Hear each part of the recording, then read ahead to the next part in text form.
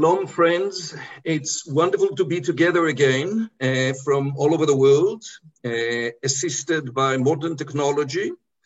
And today I have to tell you, we are announcing the webinars in a more or less similar way.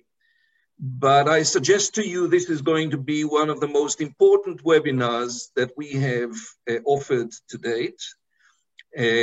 We are, as always, grateful to our partners.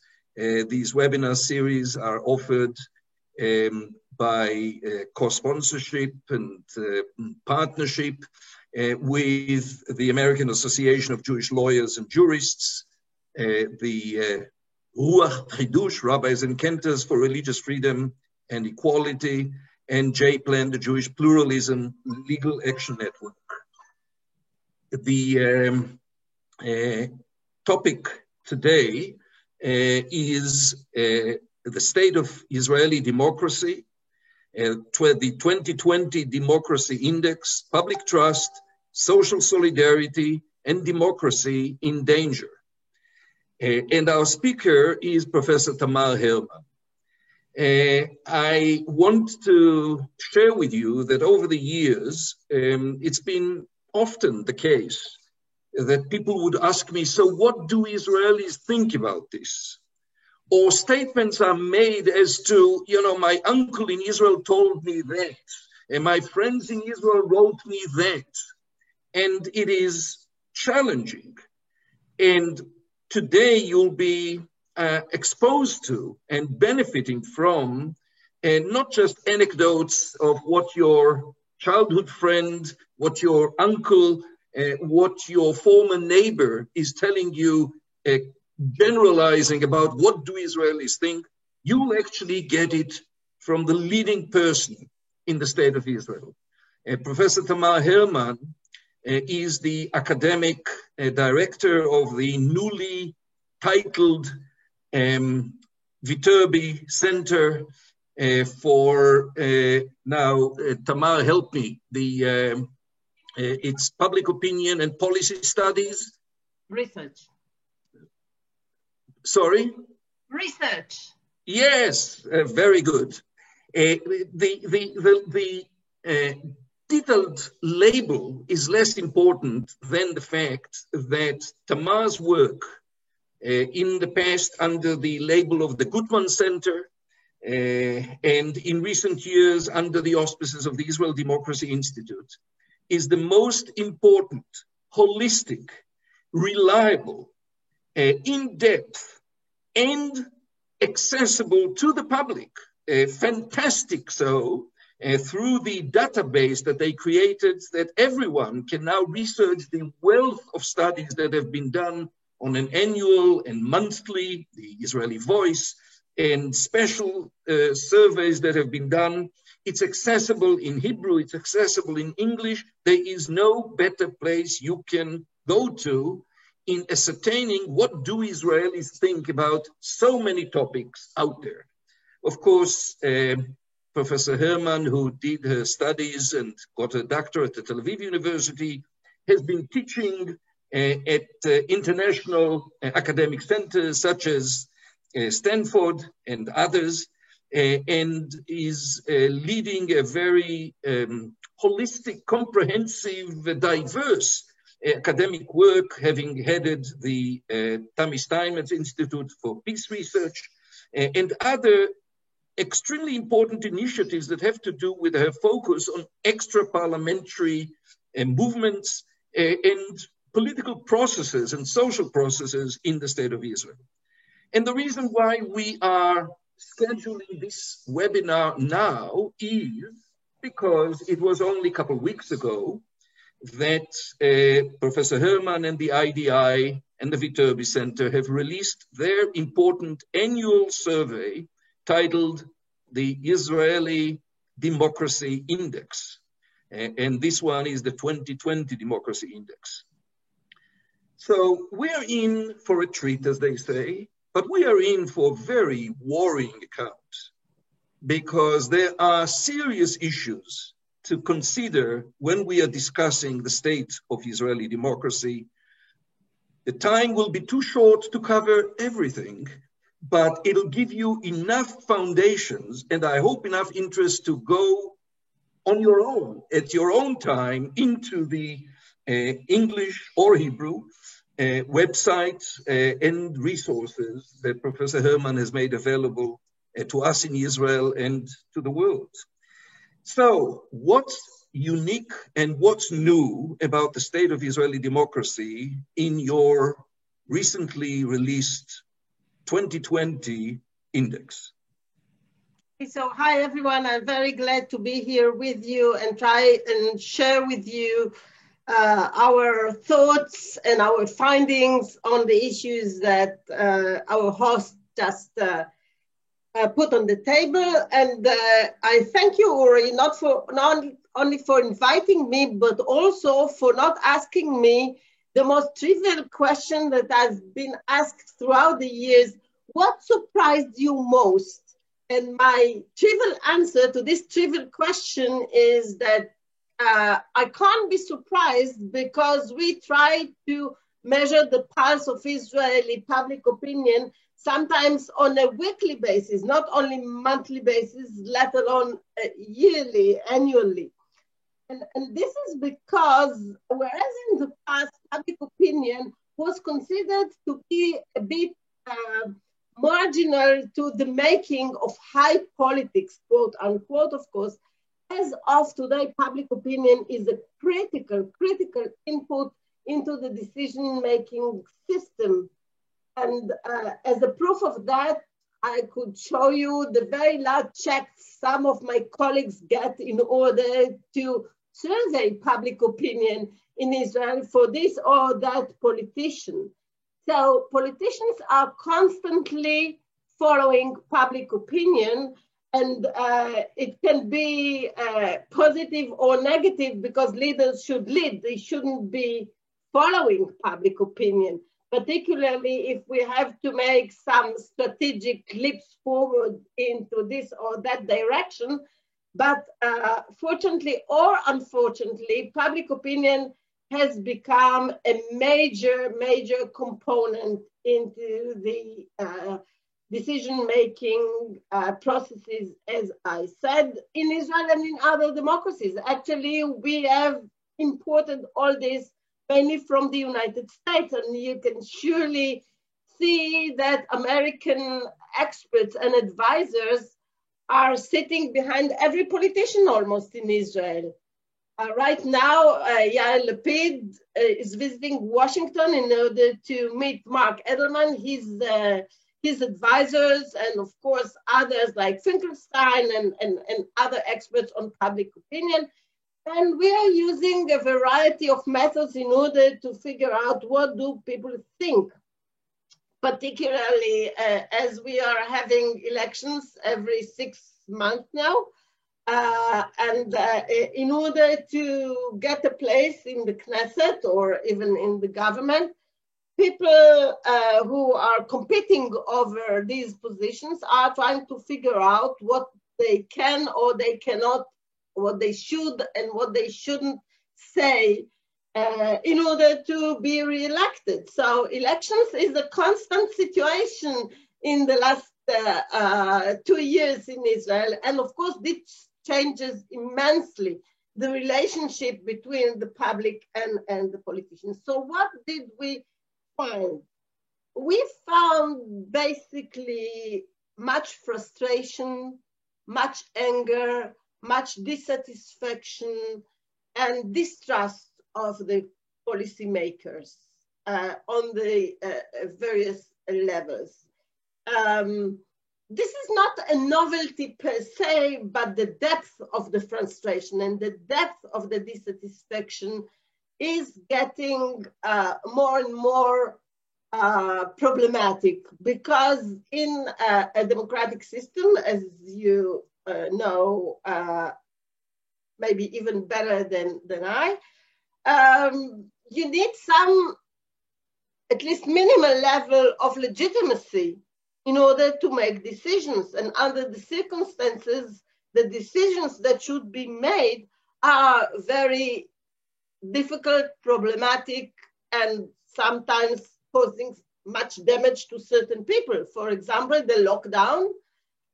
If you have a small store and it was shut down for months and months in 2020, and even if you are a Netanyahu fan, then you find yourself in a very difficult situation in order to give up on your personal interests for the collective interests. And now, who is in and who is out in this collective?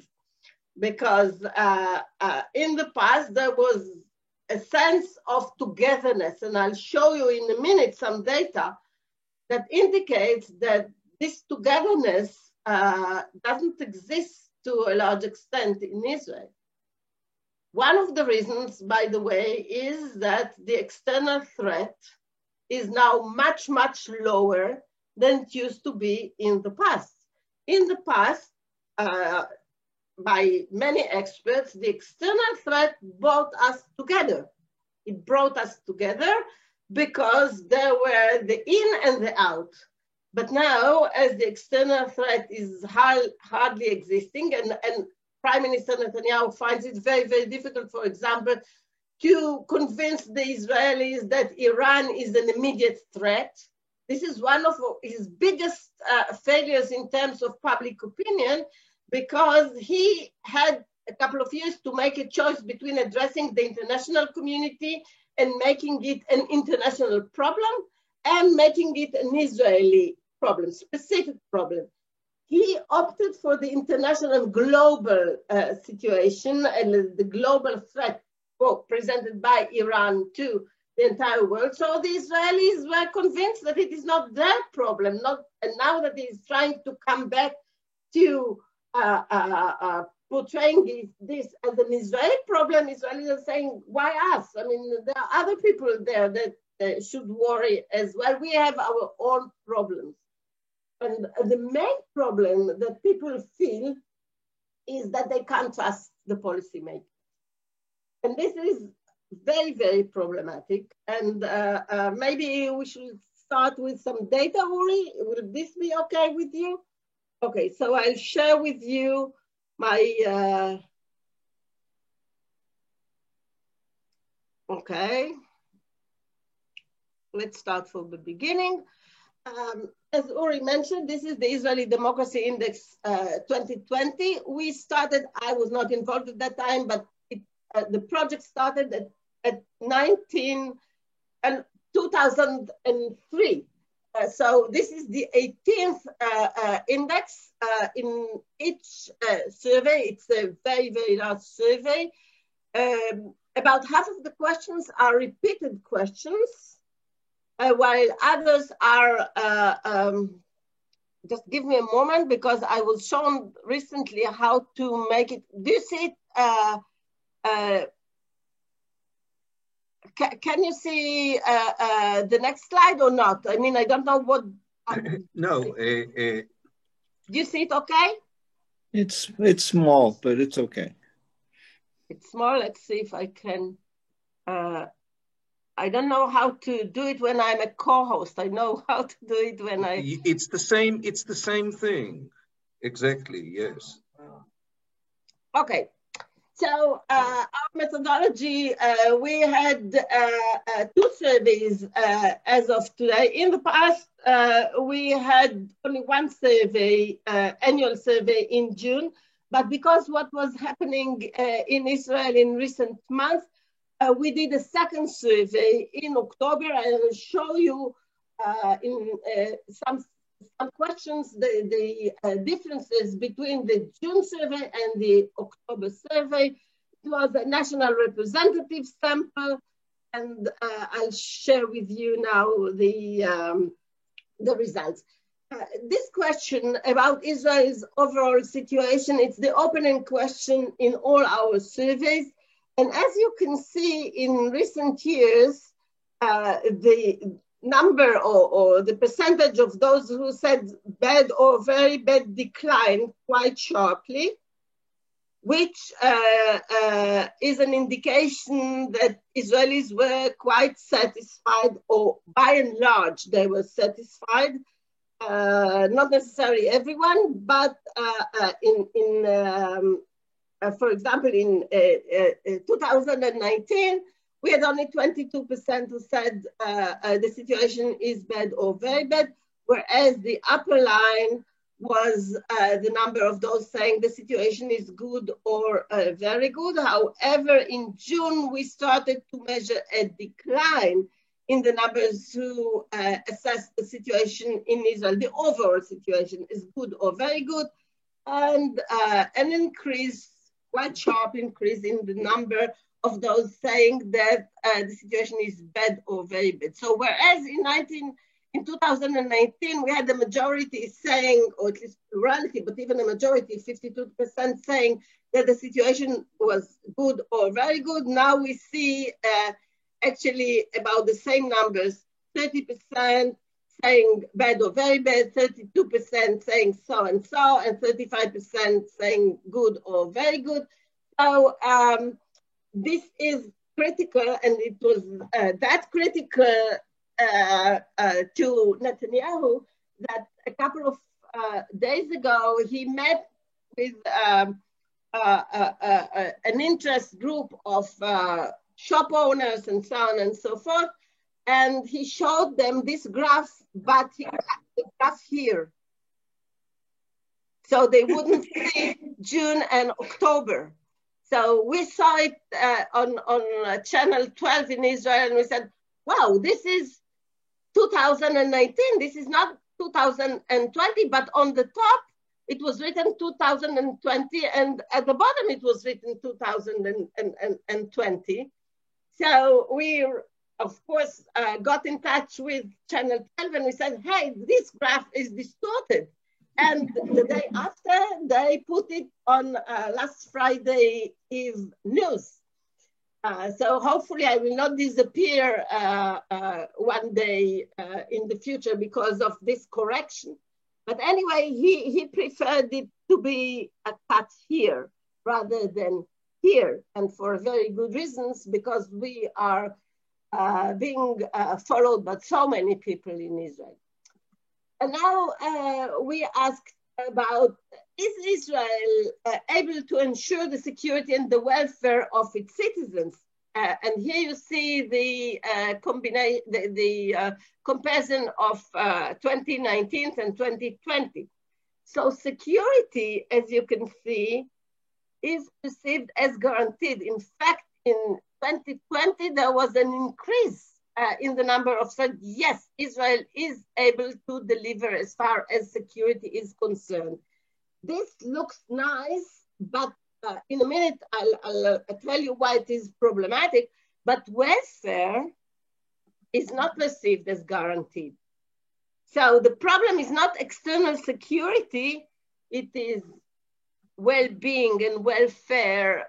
So domestic issues are more problematic in the eyes of the Israeli public. Why did I say that this is not so positive in the eyes of some, at least in the eyes of the chief commanders of the security agencies and the IDF in particular? Because people are saying, okay, we get enough security, don't give them more money. Whereas the army, the IDF, is pushing into expanding the security budget. So if people are satisfied with the security that they get, they don't want to pay more for security. Actually, they want to take money away from the security budget and put it into welfare. This is, of course, a big change compared to the past, where most Israelis were willing to give the IDF as much money as they wanted. Now, Israel's overall situation, but now I show you the segmentation by self-identification as being on the left, the center, and the right. And as you can see, in June 2020, 45% of those positioning themselves on the left said the situation is so-so. Only 13% said it's good. 41% said it's bad or very bad. But see what happened in October. It is already almost 2/3 saying the situation is bad or very bad. So the left is looking at the situation much more pessimistically than the other two political blocs. In the center, it changed from 26%, 1/4 saying that the situation was bad or very bad, to 41%. But on the right, only 11% in June and only 15% in October said the situation is bad or very bad. So compare the 15% with 63%. It shows you that the Israelis, you can't actually talk about Israeli public opinion. You can talk about public opinions or public's opinion in Israel, because the view of the situation, as well as the respective views on the solutions, are so different between the left and the right that it is actually not one collective at present. Now, I'll only give you some sense of the size of these three camps. The left, in a good way, in a good day, amongst Jews, is only between 12 to 15% of the population. Center is about 25%, and the rest is right, so self-declared. So we have about 60% constantly saying that they belong to the right in the last, I would say, almost 5 years. This means that if any of you is expecting some, I would say, dramatic changes in the upcoming elections, that it doesn't make much, it's not going to happen. It can be created by some very awkward coalition between the Arabs, Gideon Saar, Lieberman, and others, just in order to kick Netanyahu out. But basically, there is no left and there is hardly any center, okay? So, one more issue that I'd like to point here is that the correlation between one's level of religiosity and their self-positioning on the left, center, and right is just amazing. It is almost like in physics. Amongst the ultra-Orthodox, we get again and again one big zero, putting themselves on the left, and less than 5% at the center. The National Orthodox, they are mostly on the right, over 90%. The traditionalists, they might be a bit more to the center, and the secular are in large numbers on the left. But I should be very careful with what I said. Most of the left are secular, but not most of the secular are left, because otherwise we couldn't have 60% on the right, because the proportions in Israel are as follows. We have 43% about, by the National Statistics Bureau, we have about 43% secular, we have about 12% ultra-Orthodox and 15% National Orthodox, and the rest are traditionalists. Okay, so the overlapping between one's level of religiosity and their political positioning, self-positioning, is very, very strong, much stronger than in any other liberal democracy. Now, we presented the question, we asked them to relate to the following statement: the democratic system in Israel is in grave danger. Okay, now you can see the difference between the right, about between 35 to almost 40% saying yes, okay, and there is hardly any increase here. Center, over 2/3, almost 3/4 are saying yes, Israeli democracy is in grave danger, and 85% of the left. Again, you can see the left and right are totally different in their view of what's happening here. But when we ask the people on the right, why do they think that the Israeli democracy system is in grave danger? And when we ask the left, the reasons are totally different. Whereas the left is pointing to the way that the judicial system is being attacked by the upper political echelons, those on the right are saying that the judicial system is trying to pull the rug from under the feet of the administration.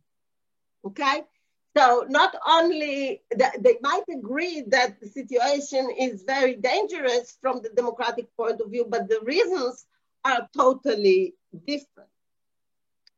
Now, I told you that we have a problem with the trust in our decision makers and our institutions. Even the IDF has lost about 10% from 2019, and it's now gaining the trust of only about 80-something% of the Jewish population and about 30-something% of the Arabs.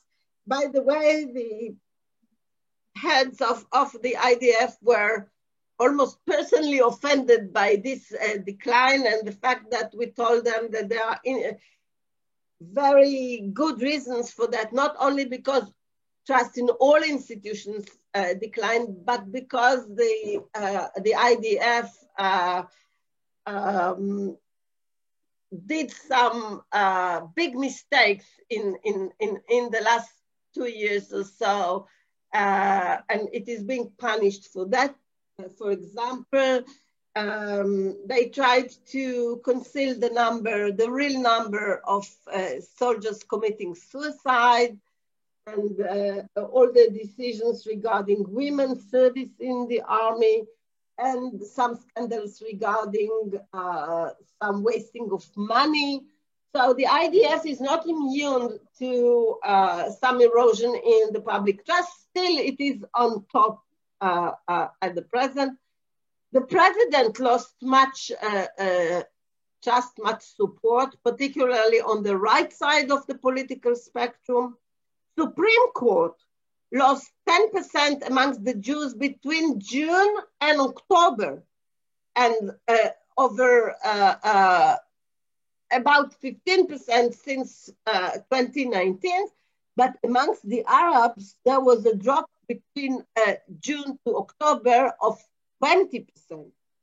And this is quite amazing because in a minute I'll show you that this was the most trustworthy institution in the past amongst the Israeli Arabs. Police, this makes sense. It is normally in Western democracies around 40%. Media, but then see the bottom. Government, Knesset, and the parties. Okay? They are the lowest, besides the chief rabbinate that should be here. Okay? Or this is for you. The government is less than 30%, 25% in October, Knesset 21%, and parties only 14%.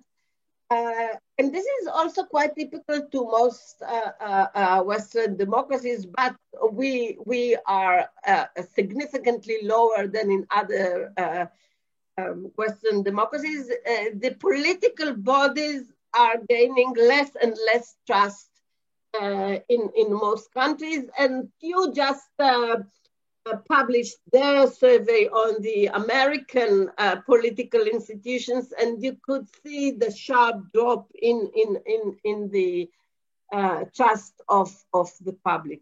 Now, this is the line showing you the level of trust amongst Jews since 2003. President, Supreme Court, government, and Knesset. This low point is when President Katsav was taken to court because of sexual harassment, rape, and there were some different terms used to describe his behavior. And you can see that all these institutions actually lost trust this year. This is the Arabs, much more hectic. Supreme Court used to be on the top, but lost 20% between June and October. Now, do we feel as part of something bigger than us individuals? As you can see, amongst the Jews, 85% say that they feel part of the state and its problems.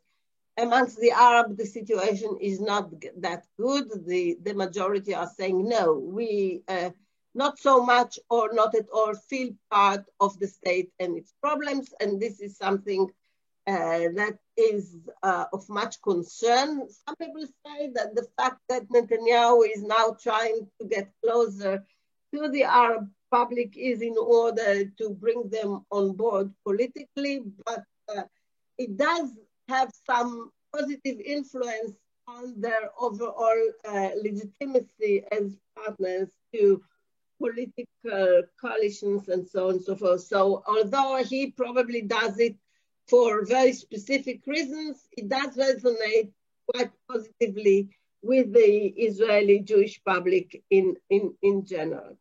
Now about solidarity, and maybe I'll stop in here.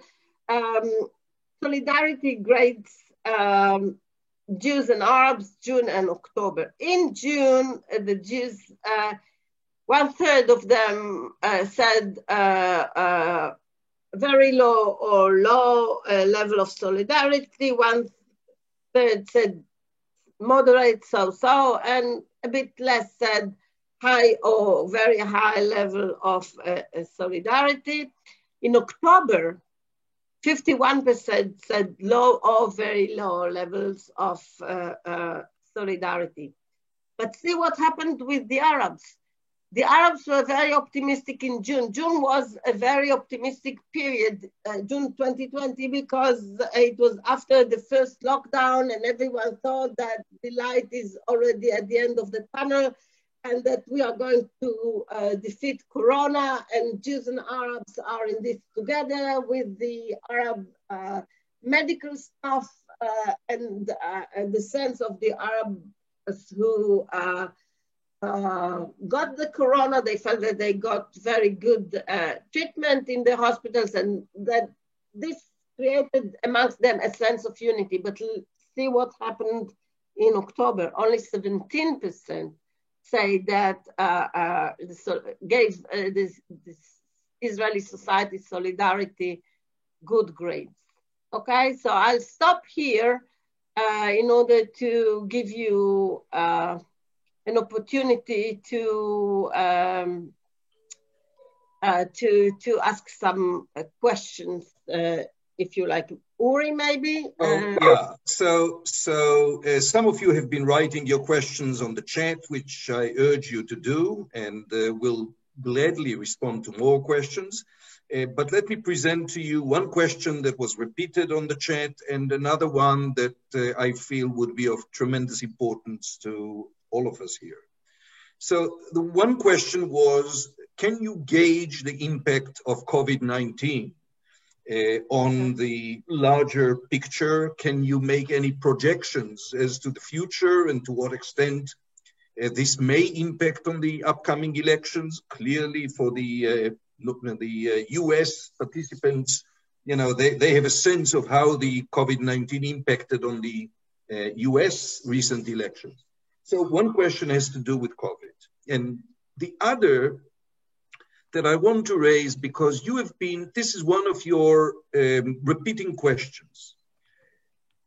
Israel is a Jewish and democratic state. Mm-hmm. There was a time that your indices, I think back in 2014, maybe even earlier, showed a large measure of support to the notion of Israel as a Jewish and democratic state. Since then, this has declined considerably, with people feeling that they need to take a stand, either Jewish or democratic. So where do we stand in terms of this concept of Israel as a Jewish democratic state? And can you use this already as sort of a jumping point to present to us not only how left and right basically see the reality differently, but how the religious division dictates how you view this core question of Jewish and democratic? Absolutely. Thank you. Very good questions. As to COVID-19, there are some mixed feelings in Israel. On the one hand, people are very, very proud because of the vaccination process, which was conducted or is still being conducted very successfully by what we call Kupot Cholim, the health funds in Israel, because there are over 1,500,000 people who were already vaccinated, and it's a tremendous achievement in terms of the ability to get to people, first to make them willing to get the vaccine, and second, to be able to arrange all this. And by the way, this is because of the system that was created not during Likud time, it was created during Labor time in office. So this is not a Likud achievement, but the medical staff did a tremendous job in the vaccination process, but also in taking care of the people who got corona. But on the other hand, the government handling of the situation is perceived almost throughout the political continuum as disastrous.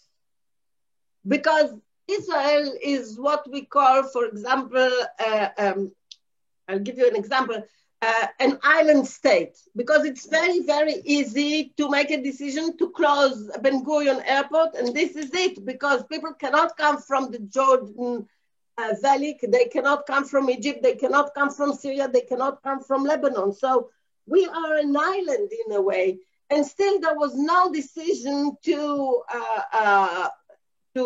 shut down or to minimize the number of people coming into Israel. And indeed, we got thousands of yeshiva students from the United States, for example, who were already carrying corona. And they contaminated all over the place. But because of the pressures of the ultra-Orthodox parties, they didn't say, okay, you can't come to Israel. And there were other disastrous decisions. They changed their policies every second day. They closed the schooling system and they opened the schooling system. They let people go to work, then they decide not to let them go to work, open shops, shut shops, close down shops. So people are totally confused, and there is also the issue of transparency, because people don't know based on what data the decisions were made, and the enforcement of the restrictions on different public sectors was not equal.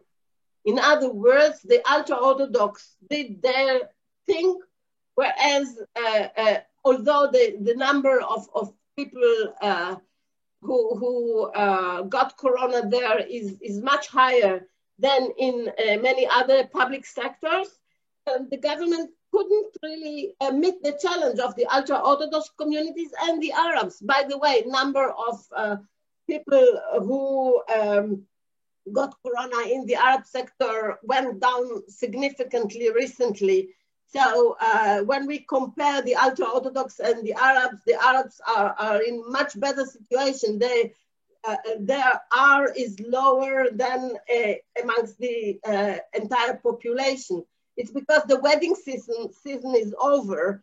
So they do not go to weddings, huge weddings that they use, whereas the ultra-Orthodox continue with that. This is one aspect. People are really, really angry about the government, and they might be traditional voters of the right. Still, they feel that something is very, very wrong there in the decision-making process. Secondly, the gaps or the division between the, I would say, the non-ultra-Orthodox public in Israel and the ultra-Orthodox sector is widening tremendously. It is just amazing what is happening there. Yesterday, they burned a bus and the Arab driver was miraculously saved in Bnei Brak. The light train in Jerusalem, they put tons of wet concrete on the rails, and we were lucky that the train didn't went through there, and therefore there were no casualties. But was the concrete drier or dry, then it would have thrown the train off the rails. The clashes with the police are getting worse by the day, and people are getting more and more, pissed off with the ultra-Orthodox because of them. The number of patients in the hospitals is getting higher and higher. We already have almost 5,500 dead. And the majority of these poor people are ultra-Orthodox and Arabs. But the Arabs are coming back to the senses, as the ultra-Orthodox are not. So I must say that it brings some very negative feelings that I'm not sure it will be possible to control in the foreseeable future. And this might have an impact on the upcoming elections, because Netanyahu, who traditionally create coalitions with the ultra-Orthodox parties, may find it very difficult to convince his non-ultra-Orthodox voters that his way of dealing with the ultra-Orthodox sector at this pandemic time, maybe he will find it difficult to create another coalition. And of course, the pressures on the ultra-Orthodox politicians by their constituency not to sit together with Netanyahu because of the way that the police treated them in their eyes unfairly. This can create a very new situation in March, when he will be unable to create his traditional coalition. So this is an issue that we still don't know what the outcome is going to be, and it depends on the next couple of weeks in order to see what will happen there. As for the Jewish and Democratic, that's a very serious question, because as you surely know, or maybe you know, that until 1992, it was written nowhere formally that Israel defined itself as Jewish and democratic. I mean, it was in the air, but it wasn't written. It is included in a law that was enacted in 1992, where it is put black on white that Israel is a Jewish and democratic. And for some time, people didn't find this to be problematic. But then certain issues were put on the table that made it clearer to a growing number of people that, to start with, when they said Jewish and democratic, they didn't really mean that they were going to be, that this hyphenated definition had two legs, but one leg was shorter always than the other leg. And this is the democratic leg was shorter than the Jewish leg. And whenever the two clashed, the democratic side did much better than the democratic one, the Jewish side rather than the democratic one. And of course, the Israeli Arabs started to say, where are we in a situation where the first word in the definition of the state is Jewish? We are not Jewish, but can we be equal on the democratic side if we are unequal on the Jewish side? And then 2 years ago, there was this new nation state law which said Israel is a Jewish state. And ever since then, the genie is out of the bottle, because many people say, okay, if it's first and foremost Jewish, then the democratic side is redundant. What does it mean for people who do not associate themselves with this Jewish definition? And moreover, what does it mean Jewish? Jewish by the Orthodox way? Then where are we if we do not identify with the interpretation of the Orthodox Jews of the Jewish character of the world? Of course, the non-Orthodox organizations in Israel also find themselves, and Uri can say more about this, in a very inconvenient situation. They see themselves as Jewish, but not the Orthodox style. So what does it mean? In recent years, when we ask, is there really an equilibrium between the Jewish part and the democratic part? It started with a plurality, but nowadays it's a majority saying, no, the Jewish side is too strong. And this brings together the Arabs and the secular, because people think that by saying Jewish, it means that the Jewish halakha has much too strong foothold in the Israeli public life. And probably if the interpretation of Judaism was more pluralistic, then many more people could say, I can live with the Jewish and democratic combination. And whereas now, many people who are liberals, they have positive feelings about Judaism, but not the style of Judaism which they see in the mirror when the state is looking into the mirror and say, I'm Jewish and democratic. And that's, of course, amazing to see. I don't have it here, but you can find it in our Data Israel database. You can see that whereas on the ultra-Orthodox side, there are almost 90% saying Israel is too democratic, then on the secular side, about the same numbers are saying it is too Jewish. So again, if you see that this is overlapping with the left-right continuum, then you can understand how deeply divided is the Israeli society as of today on a variety of issues. The issue of democracy, the issue of Judaism, the issue of corruption, for example, and so on and so forth. Thank you. Well, before the end, we'll go back to the issues of religion and state and religious and secular. But there was a question raised regarding the impact of the US elections on views in Israel, and will,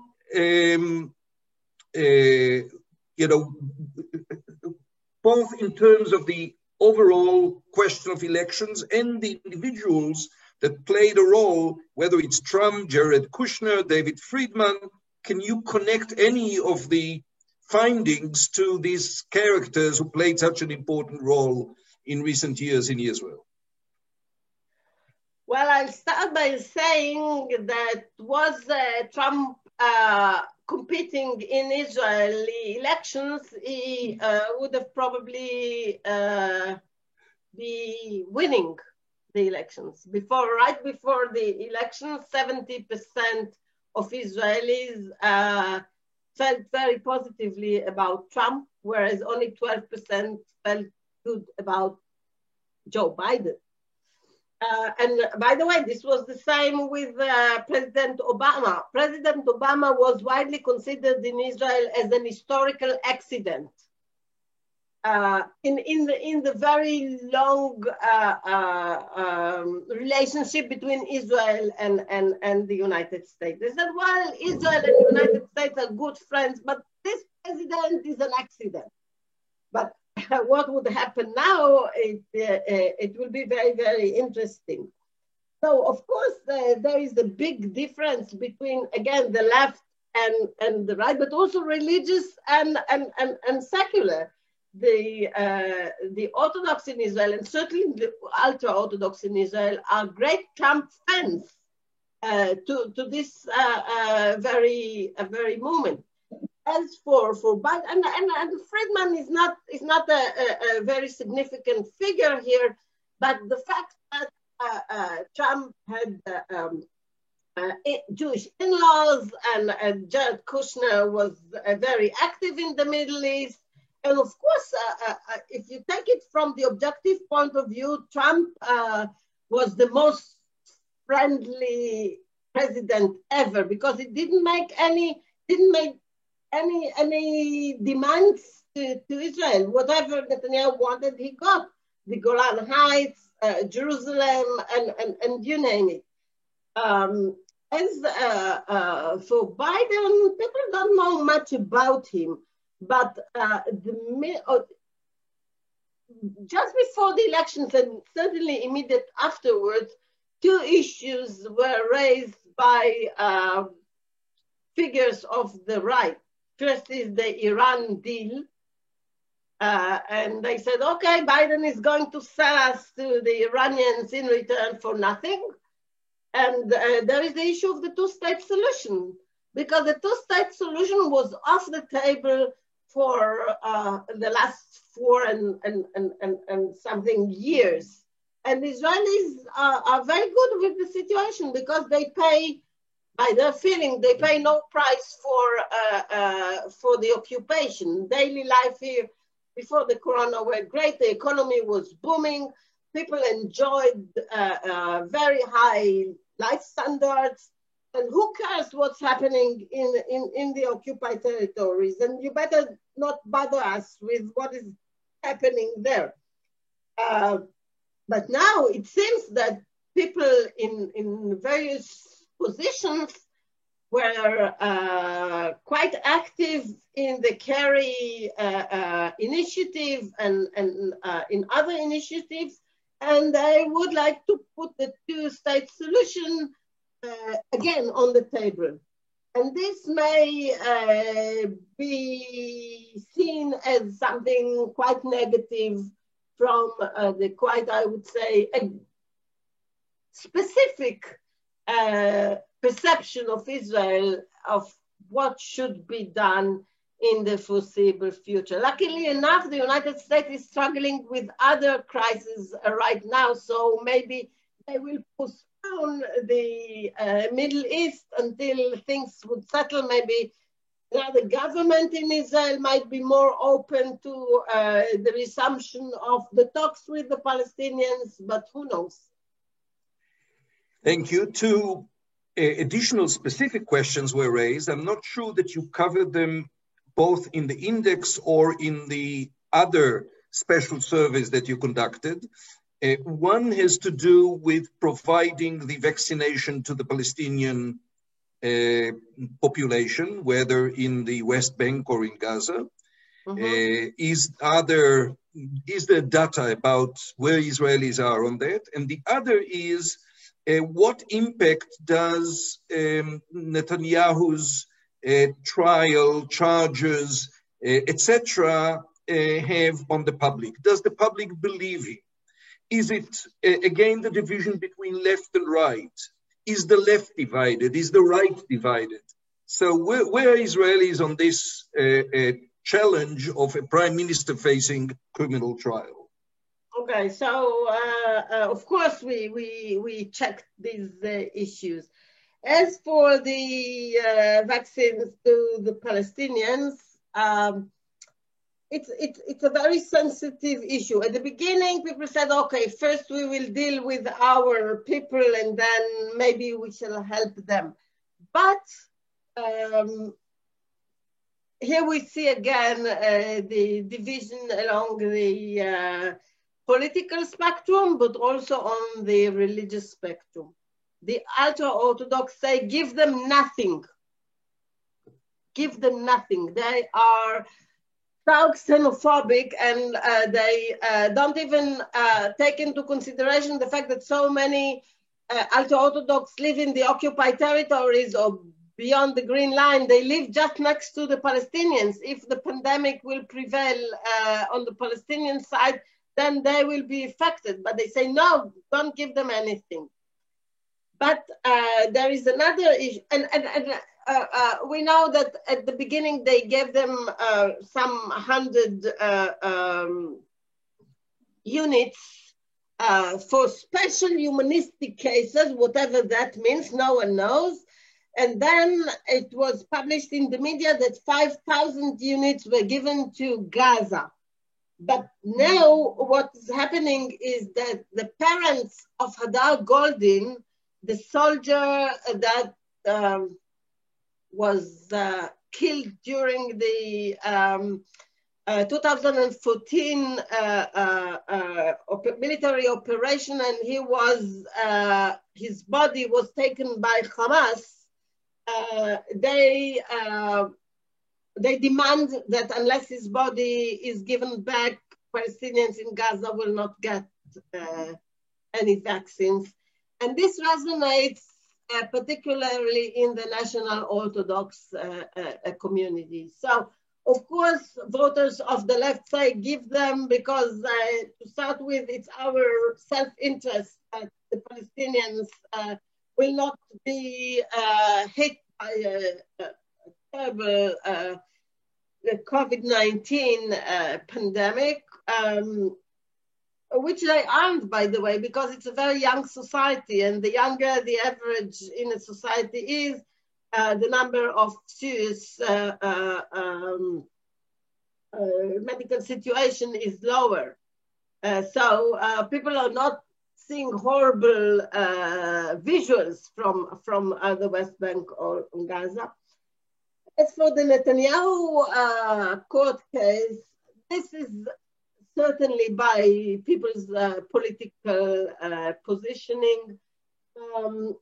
Now the question is the interpretation. The interpretation of is, even if we accept that it did what is being said in the case against him, is it so terrible? Now, this is true as long as the submarine issue is not on the table right now. Because people are saying, okay, so he spoke with this chief editor of Yediot Achronot, he did this and did that, he didn't pay for this, didn't pay for that. People say it is on the right. People are saying these are minor malpractices by a great prime minister. Whereas on the left, they see it as an indication for a real corrupt person that should not be allowed to be in any official position until he is found not guilty by the court. So it is almost an automatic Pavlovian response by people based on the political positioning. Thank you. That I think is definitely important for people to understand. You mentioned the response of the ultra-Orthodox to providing vaccination to the Palestinians in the territories. That actually raises another issue that you've been surveying over the years, and that is the difference between, based on religious identity, regarding equal rights to all Israeli citizens and the question of attitude toward Arabs. again, I don't recall this in the last index, but this has been a repeating issue that obviously has a lot to do with Jewish and democratic. So can you sort of enlighten us on that? There is a whole chapter on that in the last index. And of course you can, it's chapter number 5. All right. So probably you read until chapter 4. At any rate, again, the ultra-Orthodox are the most anti-Arab sector in Israeli society. It is quite paradoxical because in a way, they don't want any share in the Zionist state. They don't serve in the army. They say that the existence of the state of Israel is in a way un-Jewish because we should wait for the Messiah for having some kind of a polity to live in. But they don't want to share something that they don't like. This is very, I must say, ironic in a way. When we ask them, do you feel part of the state of Israel and its problems? 40% only say yes, 60% say no. Are you proud with Israel? No, they're not proud with Israel, but they don't want to share it with Arabs. So, when we ask them about equal rights, equal budgets, they say no, they shouldn't get equal rights. Of course, not all of them, but the majority say, give us these answers. And this can be also, I mean, if you want to be more lenient on them, to be more empathic with them, then you can say, because Arabs and ultra-Orthodox are the poorest segments of Israeli society. And if the pie is not large enough, the more you give the Arabs, the less you give the ultra-Orthodox. So some people here explain it based on class interests, not on some deep psyche of xenophobia. So you can either buy it or not, but this is an alternative interpretation why they don't want to give equal. But there was an add-on to the question following what you just said now. Isn't that also the position of the Zionist Orthodox, who do not fall under that category of the poorest segment in Israeli society, namely attitude toward Arabs and equality? In lesser numbers, because amongst the National Orthodox, there is a significant liberal subsector.